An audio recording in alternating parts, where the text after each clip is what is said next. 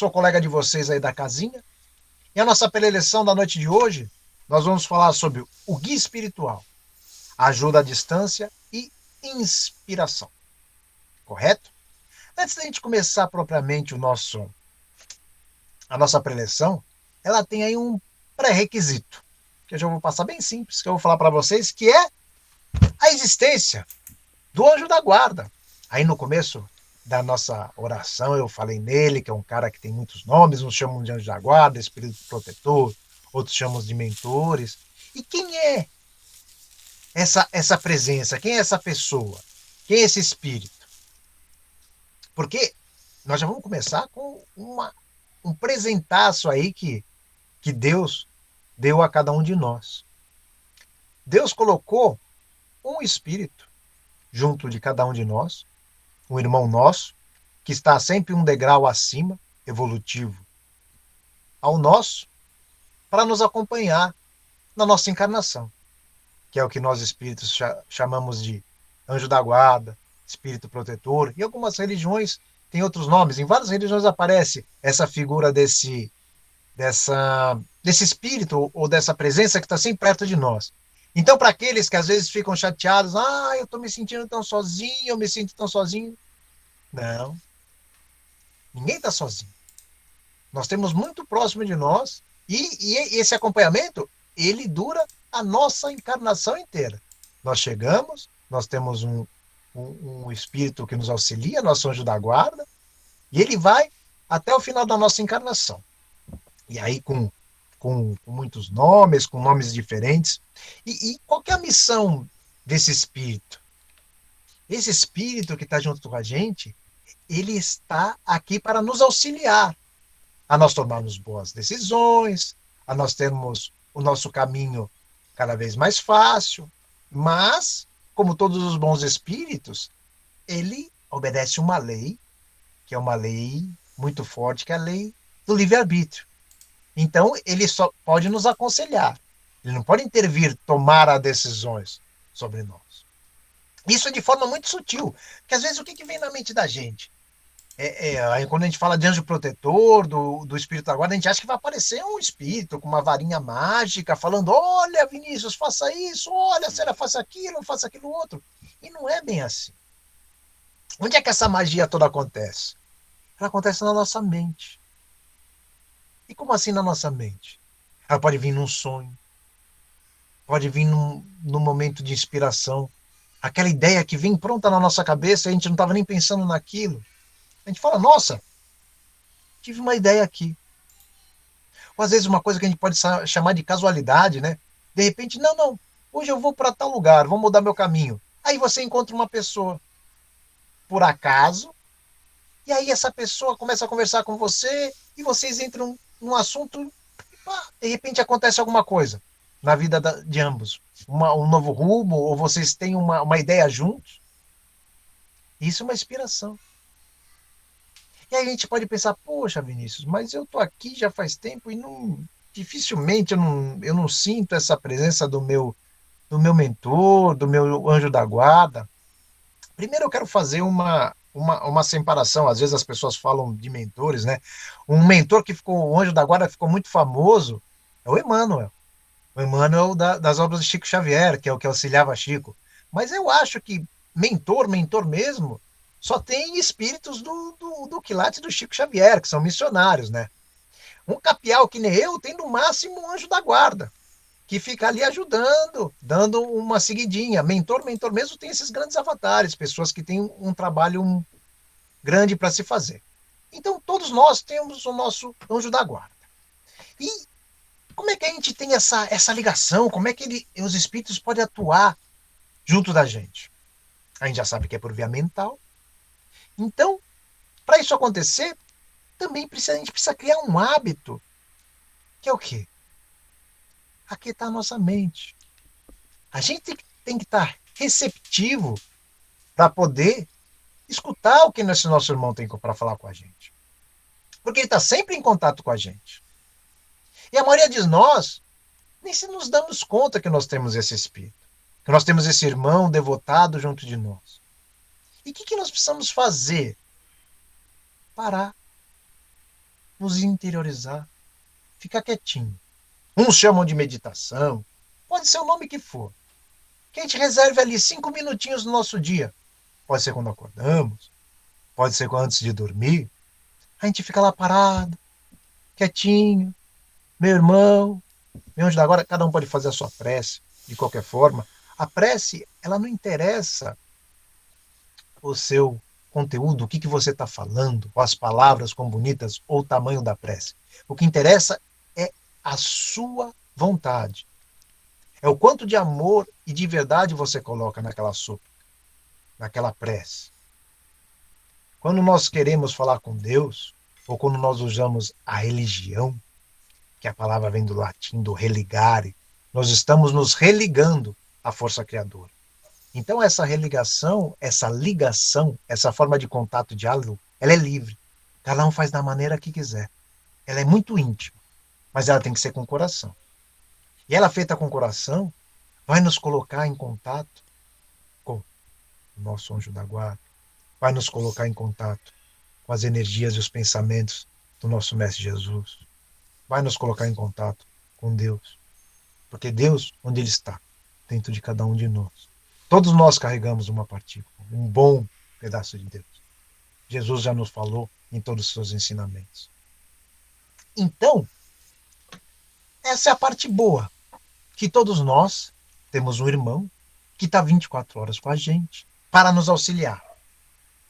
E toda a parte boa também tem a parte ruim. Qual que é a parte ruim? A nossa cabeça. Não que a nossa cabeça seja ruim, mas nos tempos modernos, o que nós estamos? Pensamento a milhão. Pensamos trocentas coisas ao mesmo tempo. Nosso pensamento não para.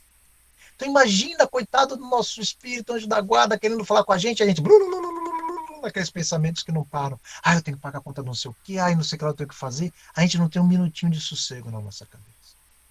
E aí o que acontece? A gente não tem sintonia.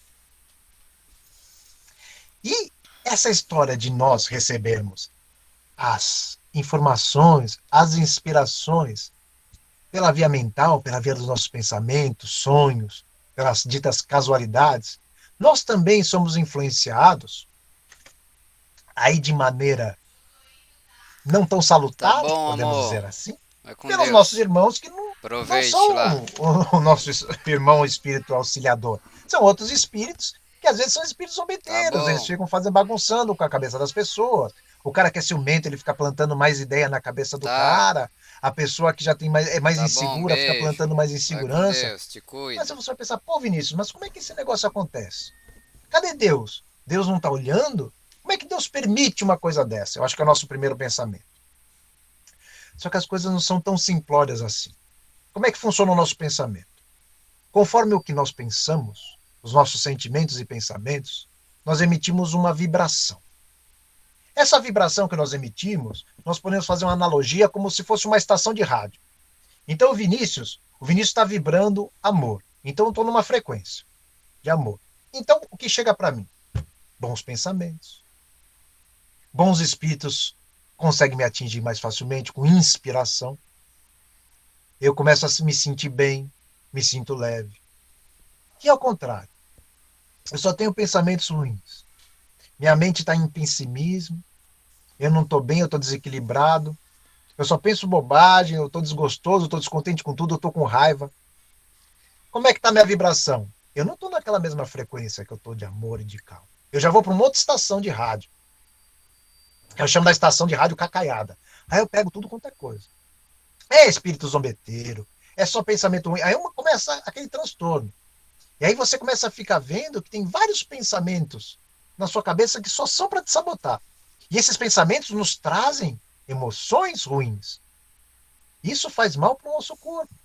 Quantas vezes a gente já se pegou no trânsito ou em qualquer lugar, numa briga mental sobre uma coisa que nem existiu, sobre uma possibilidade. Não, fulano vai falar uma coisa, eu vou falar outra, e aí vai acontecer isso, vai acontecer, e você começa a gastar. O nosso cérebro não sabe o que é a realidade e o que não é. A partir do momento que a gente começa nessas guerras mentais, nós emitimos energias. Não só para a gente, como para a pessoa que nós estamos ali em briga mental, ou sobre a situação que nós estamos em briga mental. Então, o que acontece? Isso começa a dar vários problemas tanto na nossa parte vibracional, como os problemas psicológicos, isso ao longo do tempo, dos anos, problemas físicos também. Porque a gente começa a bagunçar uma coisa chamada nosso perispírito, o nosso campo espiritual, nosso envoltório mais sutil. Então, uma coisa que a gente precisa fazer para ser acessado pelos bons espíritos e para nós termos uma maior felicidade e estarmos do lado mais em sintonia com os bons espíritos, o que é? A nossa higiene mental. Pô, Vinícius, mas o que é higiene mental? Vigiar nossos pensamentos. Orar e vigiar. Primeira coisa. Orar e vigiar é um negócio muito importante. Só que banalizou. Eu mesmo, da primeira vez, quando falaram para mim, Vinícius, você tem que orar e vigiar. Eu, puta, que conversa mole, essa coisa de que então, orar e vigiar. Se explicassem para as pessoas direito o que é o tal do orar e vigiar, não é ficar o dia inteiro. Não. Orar e vigiar, o que é? Vigiar os seus pensamentos. Vigiar o que está passando na sua mente. A coisa mais importante que nós temos, meus queridos, é a nossa mente. E como é que a gente deixa a nossa mente aberta para qualquer coisa entrar na nossa mente? Qualquer informação, qualquer coisa entra pelo nosso ouvido, qualquer coisa entra na nossa mente. Hoje, com o advento, eu não sou contra a tecnologia, se a gente usar ela com parcimônia, usar com sabedoria. Isso aqui é maravilhoso. Se não fosse a tecnologia, eu não estava aqui falando essas bobaginhas para vocês. Brincadeiras à parte. A gente não poderia estar aqui conversando. Por quê? Porque isso é uma forma da gente usar a tecnologia para a higiene mental. Nós estamos parando aqui numa terça-feira, muito próximo das festas e do Natal, para falar o quê? Sobre Jesus. Para falar sobre boas condutas, falar sobre um parâmetro moral. Todo mundo está buscando se melhorar moralmente, está querendo se aprimorar. Então vamos voltar lá na nossa higiene mental. Estamos lá na nossa higiene mental, vigiando nossos pensamentos, orando, porque em oração é o quê? Está sempre com pensamento em Deus, em pensamento no Mestre Jesus. E não, vê um pensamento ruim, não, eu não quero isso para mim, eu vou entrar em oração. Mestre Jesus, Pai, vou focar em Deus, nos ensinamentos de Jesus, e eu vou me religar com a fonte criadora. Estou em oração. Ai, ai. Aí eu orai. Onde é que eu vigiai? Ah, eu estou indo ver um pensamento. Não, mas fulano lá em 72 fez não sei o que para mim, eu começo a sentir aquela raiva. Não, vou mudar meu pensamento. Nós não sabemos, ou não nos damos conta, porque a vida é muito corrida, e todo o cenário aqui é feito para a gente estar sempre como um joguete, balançando emocionalmente para lá ou para cá, o sabor do vento, mas nós somos o comando da nossa mente. Nós temos que tomar conta do que nós pensamos e do que nós sentimos. Quais são os nossos pensamentos, os nossos sentimentos, porque daí vai ser as nossas ações. A gente tem que ter equilíbrio e tem que ter muito cuidado com tudo aquilo que a gente consome mentalmente. O que a gente deixa entrar na nossa mente. E tudo, conversa, ciclo de amizades, tipo de filme que a gente vê, o que a gente gosta de ver, quais são os assuntos que a gente perde tempo vendo nas redes sociais, tudo que a gente coloca na nossa mente, fica na nossa mente, e tudo que a gente não consegue filtrar vai para o subconsciente. Então tem o subconsciente, que é um negócio enorme, que tem um monte de informação que a gente vai jogando lá durante o dia, que a partir do momento você acha que aquilo ali não é inofensivo, e você não sabe qualquer tipo de informação, o que vai fazer com você, psicoemocionalmente. A gente é bombardeado sobre um monte de estímulos, tanto visuais, mentais. Então nós temos que tomar muito, muito cuidado com tudo aquilo que a gente deixa entrar no nosso templo maravilhoso, que é a nossa mente. Então, vigiando os nossos pensamentos, tendo uma boa higienização mental, cada vez mais nós vamos ter o contato dos nossos irmãos da espiritualidade. E os nossos irmãos, da parte da grande fraternidade branca, nossos irmãos de espírito de luz, eles são muito sutis. É um pensamento leve, é um sonho bom. Às vezes, quanto de nós já acordamos e, nossa, estou me sentindo tão bem hoje, estou me sentindo leve, estou com uma sensação gostosa. Ou às vezes a gente tem um sonho, às vezes um sonho muito nítido com uma pessoa querida que fazia muito tempo que a gente não vê, uma pessoa que já Ai, ai. desencarnou. Ou a gente vai dormir pensando num problema e acorda com uma solução. Ou já acorda com outra percepção, já vê que o problema não era aquele negócio daquele tamanho. A gente já consegue ver com outro ângulo. Mas por quê? Porque a gente tem que se permitir também as coisas acontecerem. Muito das coisas da espiritualidade, do nosso caminho espiritual, ele precisa muito da nossa ação. Nada vai acontecer sem a nossa ação. Quando a gente entra numa casa espírita, ou qualquer outra casa de ensinamentos, para nós nos tornarmos pessoas melhores, a primeira coisa que a gente vai aprender é a oração. Oração, o que, que é? É estar em ação. Precisa de uma participação nossa. Então, a gente não pode ser passivo em nada da nossa vida. Muito menos quando se trata da nossa mente. Essa a gente tem que ser o mais vigilante possível. Porque ali nós vamos ser acessados por todos os lados. E pelos dois lados. Todo mundo aqui já é maduro, a gente sabe que a gente tem o lado dos nossos irmãos de luz e o lado dos nossos irmãos aí que ainda não despertaram para a luz. Então, conforme a nossa sintonia de pensamentos, ou conforme nós estamos nos sentindo, nós vamos vibrar e nós vamos estar com o nosso radinho mais propenso a captar determinada estação. A estação A ou a estação B. Uma coisa muito útil que eu vou passar aqui para vocês, que vários